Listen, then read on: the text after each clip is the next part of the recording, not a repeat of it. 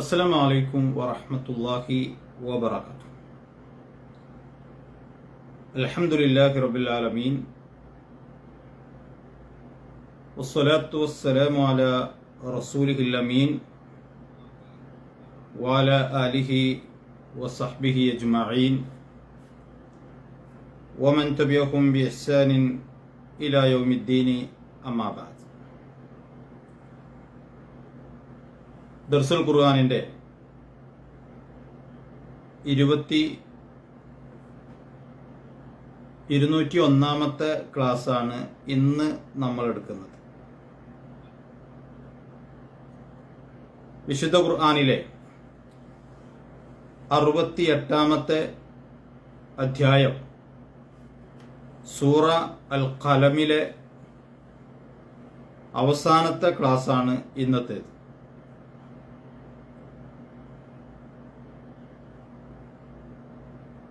നാൽപ്പത്തിയെട്ട് മുതൽ 52 വരെയുള്ള ആയത്തുകളാണ് ഇന്ന് നമ്മൾ വിശദീകരിക്കുന്നത്. കഴിഞ്ഞ ആയത്തുകളിൽ പ്രതിപാദിച്ചിട്ടുള്ള വിഷയങ്ങൾക്കൊരു പരിസമാപ്തി എന്ന നിലക്ക് അല്ലാഹു നബി സല്ലല്ലാഹു അലൈഹി വസല്ലമയോട് പറയുന്ന ചില കാര്യങ്ങളാണ് അവസാനത്തെ ഈ വചനങ്ങളിൽ പ്രതിപാദിക്കുന്നത്.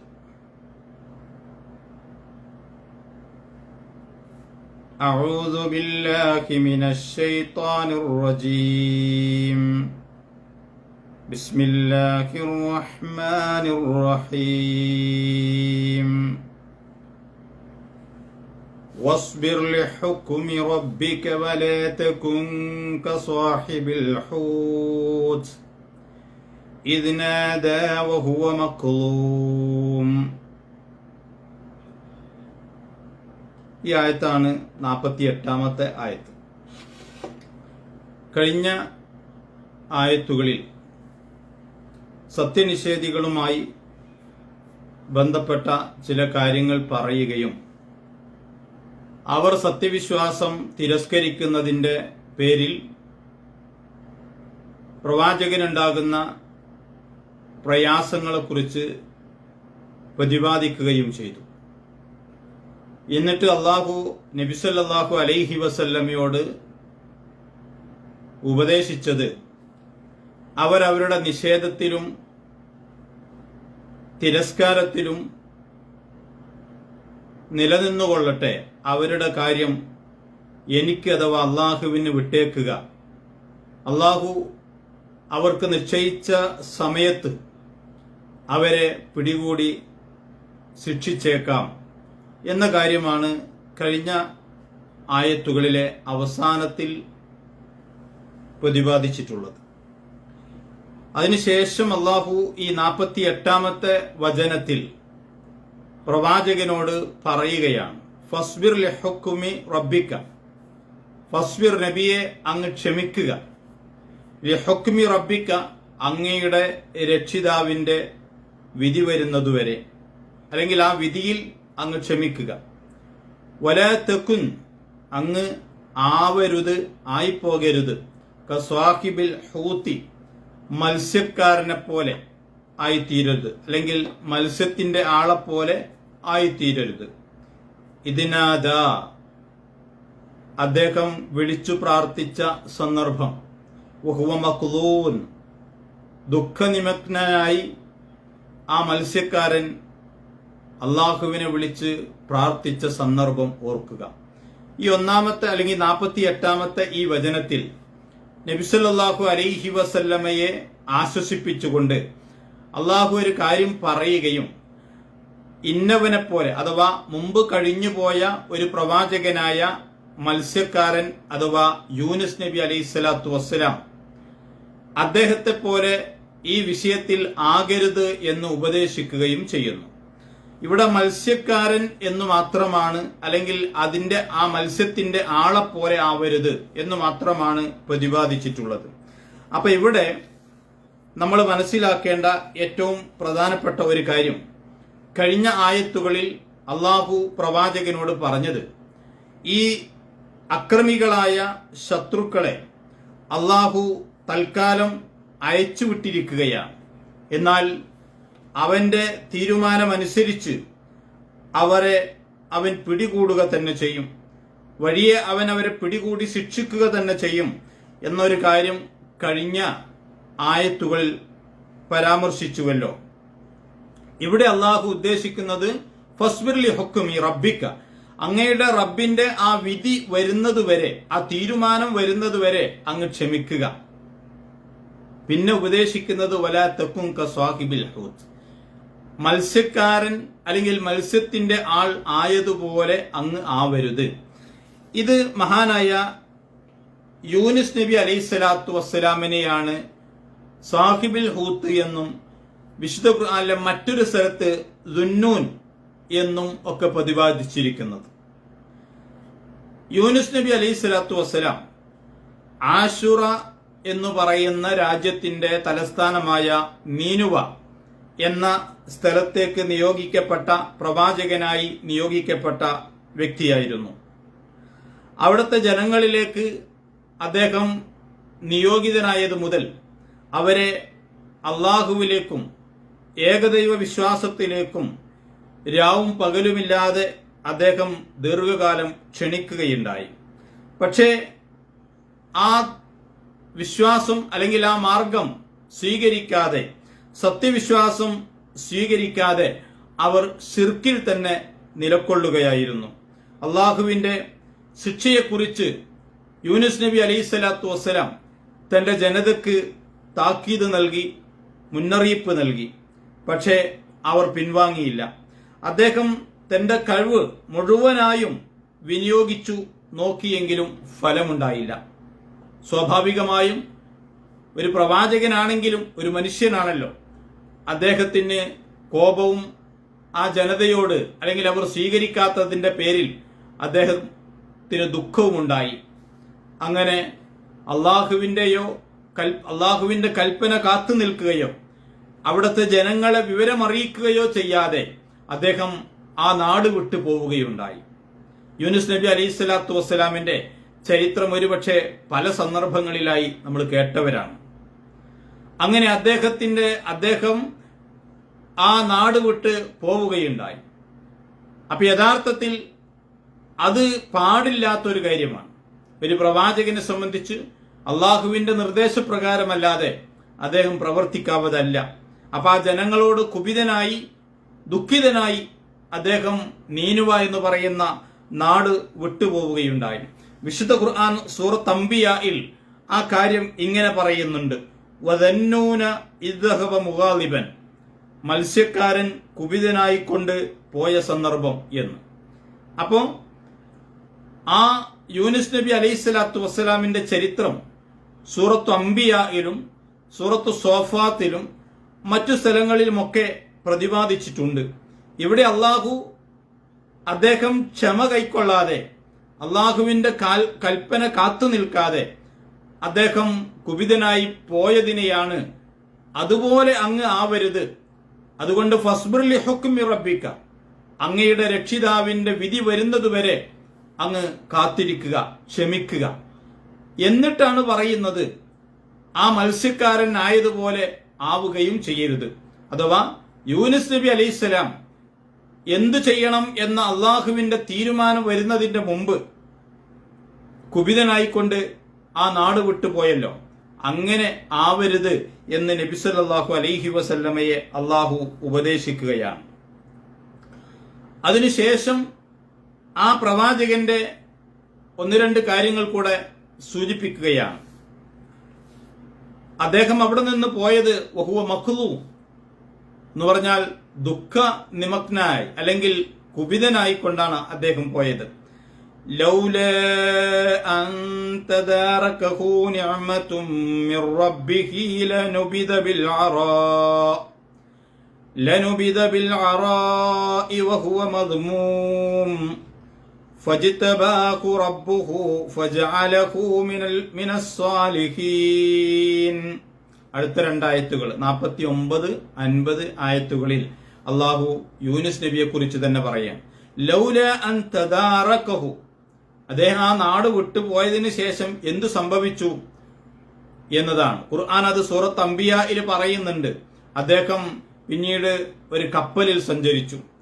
ആ കപ്പൽ കാറ്റിലും അതുപോലെ തന്നെ കാലാവസ്ഥയുടെ ആ പ്രയാസങ്ങളിൽ അല്ലെങ്കിൽ പ്രതിസന്ധികളിൽപ്പെട്ട് കപ്പൽ മുങ്ങുന്നൊരവസ്ഥയെത്തി. കപ്പലിന്റെ ഭാരം കുറക്കണമെന്ന് കപ്പൽ അധികൃതർ അതിലുള്ള യാത്രക്കാരോട് നിർദ്ദേശിക്കുകയുണ്ടായി. അങ്ങനെ കപ്പലിൽ നിന്ന് നറുക്കെടുപ്പിലൂടെ ആളുകളെ പുറത്തെറിയണം. ചുരുക്കത്തിൽ പല പ്രാവശ്യം നറുക്കെടുത്തിട്ടും ആ നറുക്കിലെല്ലാം പേര് വന്നത് യൂനുസ് നബി അലൈഹിസ്സലാത്തു വസ്സലാമിന്റെ പേരായിരുന്നു എന്നാണ് ചരിത്രങ്ങളിൽ കാണുന്നത്. ഏതായിരുന്നാലും അള്ളാഹുവിന്റെ തീരുമാനം, അദ്ദേഹം സ്വയം സമുദ്രത്തിലേക്ക് ചാടുകയും വലിയൊരു മത്സ്യം അദ്ദേഹത്തെ വിഴുങ്ങുകയും ചെയ്ത സംഭവം ഖുർആനിന്റെ പല ഭാഗങ്ങളിലായി, പല അധ്യായങ്ങളിലായി പ്രതിപാദിച്ചിട്ടുണ്ട്. അങ്ങനെ ആ മത്സ്യത്തിന്റെ അകത്തു വെച്ച് അദ്ദേഹം അള്ളാഹുവിനെ കുറിച്ച് ഓർക്കുകയും അഥവാ അവിടെ വെച്ച് അള്ളാഹുവിനോട് ആത്മാർത്ഥമായി പ്രാർത്ഥിക്കുകയും ചെയ്തു. ഖുർആൻ പറയാ, ലൗല അൻ തദാറകഹു, അദ്ദേഹം മനസ്സിലാക്കിയിട്ടില്ലായിരുന്നുവെങ്കിൽ, നിഅമത്തും മിർ റബ്ബിഹി, തന്റെ റബ്ബിന്റെ അനുഗ്രഹത്തെ അദ്ദേഹം കണ്ടറിഞ്ഞിട്ടില്ലായിരുന്നുവെങ്കിൽ, മനസ്സിലാക്കിയിട്ടില്ലായിരുന്നുവെങ്കിൽ എന്ന് പറഞ്ഞാൽ എന്താ, ആ മത്സ്യത്തിന്റെ വയറ്റിനകത്ത് വെച്ച് അള്ളാഹുവിനോട് അദ്ദേഹം ആത്മാർത്ഥമായി പ്രാർത്ഥിച്ചതായി ഖുർആൻ മറ്റൊരു സ്ഥലത്ത് പറയുന്നുണ്ട്. ആ മത്സ്യം എന്ന് പറയും, അല്ലെങ്കിൽ അതിന്റെ വയറ്റിനകത്ത് എന്ന് പറയുമ്പോൾ അത് വല്ലാത്തൊരു അന്ധകാരമാണല്ലോ. സമുദ്രത്തിനകത്തുള്ള അന്ധകാരം, പിന്നെ മത്സ്യത്തിന്റെ വയറ്റിനകത്തുമുള്ള അന്ധകാരം. അതുകൊണ്ട് തന്നെ ഖുർആൻ സൂറത്തുൽ അംബിയായിൽ അദ്ദേഹത്തിന്റെ ആ പ്രാർത്ഥന പറയുന്ന ഭാഗത്ത് ഇങ്ങനെ സൂചിപ്പിക്കുന്നുണ്ട്, ഫനാദ ഫില്ലുലുമാത്തി, അദ്ദേഹം അന്ധകാരങ്ങളിൽ വെച്ച് അള്ളാഹുവിനെ വിളിച്ചു പ്രാർത്ഥിക്കുകയുണ്ടായി. ഫനാദ ഫില്ലുലുമാത്തി, അന്ധകാരങ്ങളിൽ എന്നാണ് പറഞ്ഞത്. ആ അന്ധകാരങ്ങളുടെ നിഗൂഢതയിൽ വെച്ച് അദ്ദേഹം അള്ളാഹുവിനെ അനുഗ്രഹത്തെക്കുറിച്ച് അറിയുകയും അദ്ദേഹം അവിടെ വെച്ച് അള്ളാഹുവിനോട് പ്രാർത്ഥിക്കുകയും ചെയ്തു. അങ്ങനെ അള്ളാഹു പറയുന്നു, അല്ലാ ഇലാഹ ഇല്ല അൻത, അദ്ദേഹം അള്ളാഹുവിനെ പരിശുദ്ധിപ്പെടുത്തുകയാണ്. അല്ലാ ഇലാഹ ഇല്ല അൻത, അള്ളാഹുവെ നീയല്ലാതെ ആരാധനക്കർഹനായി മറ്റാരുമില്ല. സുബ്ഹാനക ഇന്നി കുന്തു മിനൽ ളാലിമീൻ, സുബ്ഹാനക നീ പരിശുദ്ധനാണ്. കുന്തു മിനൽ ളാലിമീൻ, ഞാൻ അക്രമികളിൽ പെട്ടുപോയിരിക്കുന്നു. ഇവിടെ അദ്ദേഹത്തിന്റെ പ്രാർത്ഥന വളരെ വ്യക്തമാണ്. അവിടെ വെച്ച് ആ മത്സ്യത്തിന്റെ വയറ്റിനകത്ത് വെച്ച് വളരെ സങ്കടത്തോടുകൂടി അള്ളാഹുവിനോട് അദ്ദേഹം ആത്മാർത്ഥമായി പ്രാർത്ഥിക്കുന്നതിന്റെ മുമ്പ് ആ പ്രാർത്ഥനയുടെ തുടക്കത്തിൽ അദ്ദേഹം പറയുന്നു, ലാ ഇലാഹ ഇല്ല അൻത സുബ്ഹാനക, ലാ ഇലാഹ ഇല്ല അൻത, നീയല്ലാതെ ആരാധനക്കർഹനായി മറ്റാരുമില്ല. മാത്രമല്ല സുബ്ഹാനക, നീ പരിശുദ്ധനാണ്. അള്ളാഹുവിനെ അദ്ദേഹം കൃത്യമായി അവിടെ പരിശുദ്ധിപ്പെടുത്തുകയും അവന്റെ ഏകത്വത്തെ അവിടെ ഉറപ്പിക്കുകയും ചെയ്യുന്നു. എന്നിട്ടാണ് അദ്ദേഹം തന്റെ തെറ്റിനെ കുറിച്ച് പടച്ചവനോട് ഏറ്റുപറയുന്നത്, ഇന്നി കുന്തു മിനൽ ളാലിമീൻ, ഞാൻ അക്രമികളിൽ പെട്ടുപോയിരിക്കുന്നു എന്ന്. അതുകൊണ്ടാണ് ഇവിടെ പടച്ചവൻ പറഞ്ഞത്, ലൗല അൻ തദാറകഹു, അദ്ദേഹം കണ്ടറിഞ്ഞിട്ടില്ലായിരുന്നുവെങ്കിൽ, അദ്ദേഹം മനസ്സിലാക്കിയിട്ടില്ലായിരുന്നുവെങ്കിൽ, നിഅമത്തും മിർ റബ്ബിഹി, തന്റെ റബ്ബിൽ നിന്നുള്ള അനുഗ്രഹത്തെ അദ്ദേഹം മനസ്സിലാക്കിയിട്ടില്ലായിരുന്നുവെങ്കിൽ ഒരുപക്ഷെ അദ്ദേഹത്തിന് അങ്ങനെ പ്രാർത്ഥിക്കാൻ കഴിയുമായിരുന്നില്ല. അതുകൊണ്ട് അദ്ദേഹം അത് മനസ്സിലാക്കുകയും അള്ളാഹുവിനെ പരിശുദ്ധിപ്പെടുത്തുകയും അങ്ങനെ അള്ളാഹുവിനോട് അദ്ദേഹം പ്രാർത്ഥിക്കുകയും ചെയ്തു. ഇനി അങ്ങനെ അദ്ദേഹം ചെയ്തിട്ടില്ലായിരുന്നുവെങ്കിൽ അള്ളാഹു തന്നെ ഈ ആയത്തിൽ പറയുന്നത്, ലനുബിദ ബിൽ അറാഇ, അദ്ദേഹത്തെ പാഴ്ഭൂമിയിൽ അല്ലെങ്കിൽ ഒഴിഞ്ഞ സ്ഥലത്ത് അദ്ദേഹം പുറന്തള്ളപ്പെടുമായിരുന്നു. വഹുവ മദ്മൂം, ആക്ഷേപാർഹനായിട്ട് എന്ന് പറഞ്ഞാൽ ആ മനുഷ്യൻ അങ്ങനെ ചെയ്തു പോയല്ലോ എന്ന് ആളുകൾ പറയുമാറ് ആക്ഷേപാർഹമായി അദ്ദേഹം ആ ഏതെങ്കിലും ഒരു ഒഴിഞ്ഞ സ്ഥലത്ത് ആ മത്സ്യം അദ്ദേഹത്തെ പുറന്തള്ളുമായിരുന്നു. പക്ഷേ ആ മത്സ്യത്തിന്റെ വയറ്റിനകത്ത് വെച്ച് അള്ളാഹുവിന്റെ രക്ഷയെയും അവന്റെ ഏകത്വത്തെയും അവന്റെ പരിശുദ്ധിയെയും അദ്ദേഹം വാഴ്ത്തുകയും അതിനുശേഷം ആത്മാർത്ഥമായി അള്ളാഹുവിനോട് അദ്ദേഹം പ്രാർത്ഥിക്കുകയും ചെയ്തു. അങ്ങനെ ഫജിതബാഹു റബ്ബുഹു, അള്ളാഹു അദ്ദേഹത്തിന് ഉത്തരം നൽകി, അല്ലെങ്കിൽ അദ്ദേഹത്തിന്റെ രക്ഷിതാവ് അദ്ദേഹത്തിന് ഉത്തരം നൽകി. ഫജഅലഹു മിനസ് സാലിഹീൻ, അങ്ങനെ അദ്ദേഹത്തെ സൽക്കർമ്മകാരികളിൽ സ്വാലിഹീങ്ങളിൽ അള്ളാഹു ഉൾപ്പെടുത്തുകയും ചെയ്തു. ഇവിടെ നമ്മൾ ഏറ്റവും പ്രാധാന്യത്തോടു കൂടി മനസ്സിലാക്കേണ്ട ഒരു പ്രധാനപ്പെട്ട കാര്യം, അദ്ദേഹം ആ മത്സ്യത്തിന്റെ വയറ്റിനകത്ത് വെച്ച് അന്ധകാരങ്ങളിൽ വെച്ച് അദ്ദേഹം അള്ളാഹുവിനോട് പ്രാർത്ഥിക്കുകയാണ്. അള്ളാഹുവിൽ നിന്നുള്ള അനുഗ്രഹം അദ്ദേഹത്തിന് വീണ്ടെടുക്കാൻ സാധിച്ചത് അത് ആ അള്ളാഹുവിന്റെ പരിശുദ്ധിയെയും അവന്റെ ഏകത്വത്തെയും അദ്ദേഹം എടുത്തു പറയുന്ന കാര്യം ഇവിടെ ശ്രദ്ധേയമാണ്. എന്നിട്ട് അള്ളാഹു പറയുന്നത്, അങ്ങനെ അത് കണ്ടറിഞ്ഞ് അവന്റെ നിഅമത്തിന് അനുഗ്രഹത്തെ ഉൾക്കൊണ്ടുകൊണ്ട് ആത്മാർത്ഥമായി അള്ളാഹുവിനോട് അദ്ദേഹം പ്രാർത്ഥിക്കുകയുണ്ടായി. അപ്പോൾ അള്ളാഹു അദ്ദേഹത്തിന് ഉത്തരം നൽകി എന്നതാണല്ലോ. എന്നാൽ ഇതിന് ഒരു ബാക്കി ഭാഗമായി സൂറത്ത് സ്വാഫാത്തിൽ അള്ളാഹു പറയുന്ന ഒരു കാര്യമുണ്ട്. സൂറത്ത് സ്വാഫാത്തിൽ അള്ളാഹു പറയുന്നത്, അദ്ദേഹം ആ മത്സ്യത്തിനകത്ത് വെച്ച് ദുആ ചെയ്തല്ലോ, അള്ളാഹുവിനെ പരിശുദ്ധിപ്പെടുത്തിയല്ലോ, സുബ്ഹാനക എന്ന് അദ്ദേഹം പറഞ്ഞു, ലാ ഇലാഹ ഇല്ലാ അൻത എന്ന് അദ്ദേഹം ആമുഖമായി പ്രാർത്ഥനയ്ക്ക് മുമ്പായി അള്ളാഹുവിനെ വാഴ്ത്തുകയും ചെയ്തു. എന്നിട്ട് സൂറത്ത് സ്വാഫാത്തിൽ അള്ളാഹു പറയാ, ഫലൗലാ അന്നഹു കാന മിനൽ മുസബ്ബിഹീൻ, ഫലൗലാ അന്നഹു കാന മിനൽ മുസബ്ബിഹീൻ ലലബിസ ഫീ ബത്നിഹി ഇലാ യൗമി യുബ്അസൂൻ.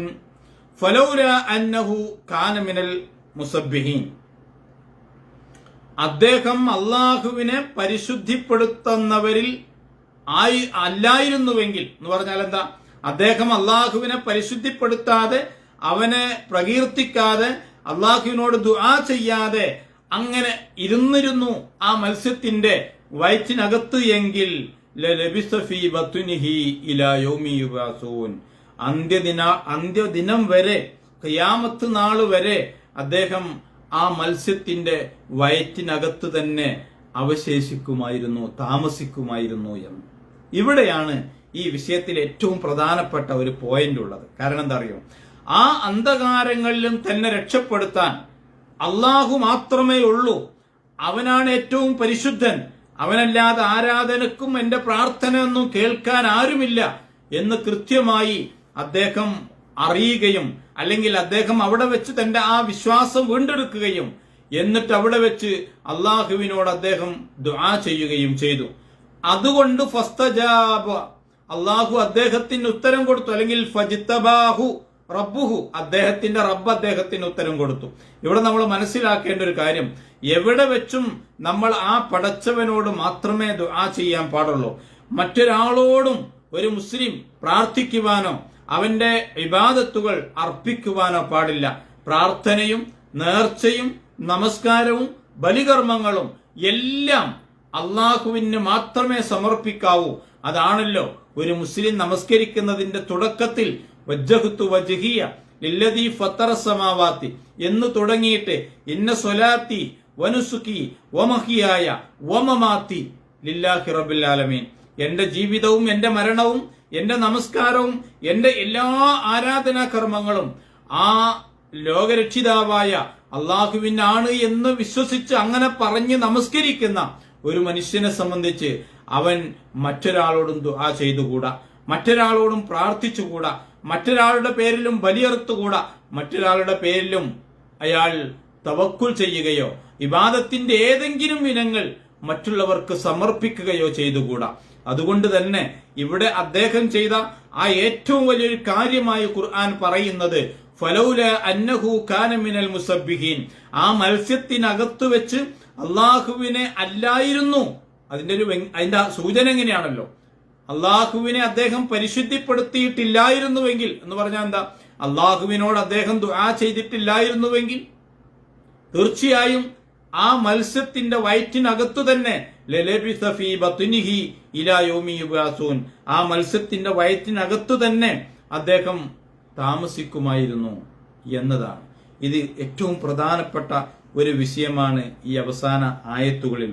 ഇവിടെ നമ്മൾ മനസ്സിലാക്കേണ്ട കാര്യം, പിന്നീട് അദ്ദേഹത്തിന്റെ പ്രാർത്ഥന അള്ളാഹു സ്വീകരിക്കുകയും അള്ളാഹു അദ്ദേഹത്തിന് ഉത്തരം നൽകുകയും ചെയ്തു. അള്ളാഹു അദ്ദേഹത്തെ രക്ഷപ്പെടുത്തി. എങ്ങനെയാണ് രക്ഷപ്പെടുത്തിയത്? ആ മത്സ്യം ഒരൊഴിഞ്ഞ സ്ഥലത്ത് അദ്ദേഹത്തെ പുറന്തള്ളുകയായിരുന്നു. അദ്ദേഹം ഏതാനും ദിവസങ്ങൾ ആ മത്സ്യത്തിന്റെ വയറ്റിനകത്ത് താമസിച്ചു എന്നതാണ്. 2-3 ദിവസമൊക്കെ എന്ന് ആണ് ചില മുഫസ്സിരിങ്ങൾ പറയുന്നത്. അപ്പൊ 2-3 ദിവസം ആ മത്സ്യത്തിന്റെ വയറ്റിനകത്തായിരുന്ന ആ പ്രവാചകൻ പിന്നീട് ആ മത്സ്യം അദ്ദേഹത്തെ പുറന്തള്ളുകയായിരുന്നു. അദ്ദേഹം അനാരോഗ്യവാനാണ്, ആരോഗ്യവാനല്ല, ക്ഷീണിതനാണ്. അള്ളാഹു അതിനെല്ലാം ഒരാശ്വാസമായി ഒരു വൃക്ഷത്തെ അദ്ദേഹത്തിന് വേണ്ടി ഉണ്ടാക്കുകയും ആ വൃക്ഷത്തിന്റെ കായ അദ്ദേഹം ഭക്ഷിക്കുകയും ആരോഗ്യവും അതുപോലെ തന്നെ അദ്ദേഹത്തിന്റെ ക്ഷീണമെല്ലാം അകന്നുപോയി ആരോഗ്യം തിരിച്ചു കിട്ടി എന്നതാണ് വിശുദ്ധ ഖുർആൻ മറ്റു സ്ഥലങ്ങളിൽ ഈ വിഷയകമായി സൂചിപ്പിക്കുന്ന കാര്യം. അങ്ങനെ അദ്ദേഹത്തിന്റെ ആരോഗ്യം വീണ്ടെടുക്കാനുള്ള സൗകര്യങ്ങൾ അള്ളാഹു ഉണ്ടാക്കിക്കൊടുത്തു, അദ്ദേഹത്തെ രക്ഷിക്കുകയുണ്ടായി. മാത്രമല്ല, വീണ്ടും ആ ജനങ്ങളിലേക്ക് തന്നെ പ്രവാചകനായി അള്ളാഹു അദ്ദേഹത്തെ നിയോഗിക്കുകയും ചെയ്തു. ആ ജനങ്ങൾ അവർക്കുണ്ടായ ആ സത്യനിഷേധത്തിൽ നിന്ന് പിന്മാറുകയും അള്ളാഹുവിന്റെ ഏകത്വത്തെ അവർ തിരിച്ചറിയുകയും അങ്ങനെ അവർ പിന്നീട് വിശ്വാസികളായി മാറുകയും ചെയ്തു.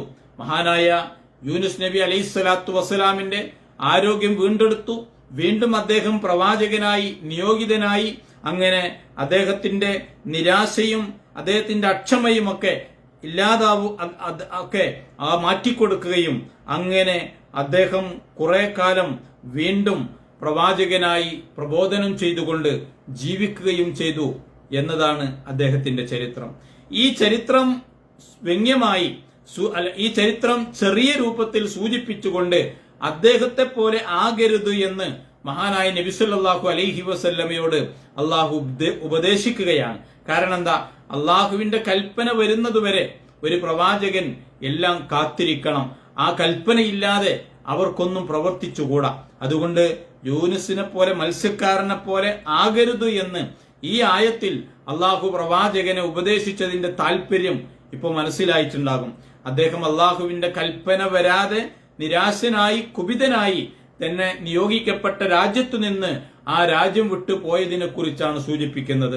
പിന്നീട് അദ്ദേഹത്തിനുണ്ടായ അള്ളാഹുവിന്റെ പരീക്ഷണം, അള്ളാഹു അദ്ദേഹത്തിന് ചില പാഠങ്ങൾ പഠിപ്പിക്കുവാൻ വേണ്ടി എല്ലാം അള്ളാഹുവിന്റെ തീരുമാനപ്രകാരം സംഭവിച്ചതാണ്. പക്ഷെ പിന്നീട് അള്ളാഹു അദ്ദേഹത്തിന് ആരോഗ്യം നൽകുകയും അദ്ദേഹത്തെ പൂർണ്ണ ആരോഗ്യവാനായി ആ ജനങ്ങളിലേക്ക് തിരിച്ചയച്ച് അദ്ദേഹത്തിന്റെ പ്രബോധനം അവർ സ്വീകരിച്ച് അവർ സത്യവിശ്വാസികളായി മാറുന്ന സന്തോഷകരമായ ഒരു കാഴ്ചയുമുണ്ടായി.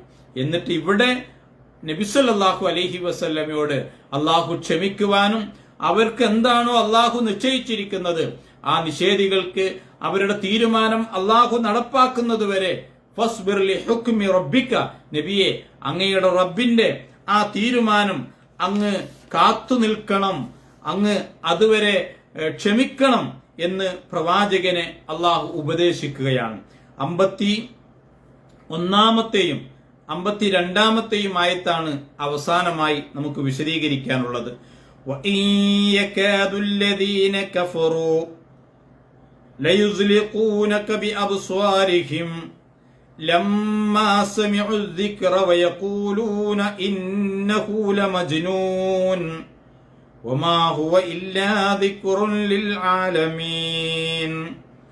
ഇനി അവസാനമായി അള്ളാഹു പറയുകയാണ്, പൊതുവിൽ ആ നബി തിരുമേനിയുടെ സത്യനിഷേധികളെ കുറിച്ച് അവർക്ക് പ്രവാചകനോടും ഈ ഖുർആൻ കേൾക്കുന്നതിനോടുമുള്ള അരിശവും വിദ്വേഷവും എത്രമാത്രമുണ്ടായിരുന്നു എന്ന് വ്യക്തമാക്കുന്ന ഒരു വചനം.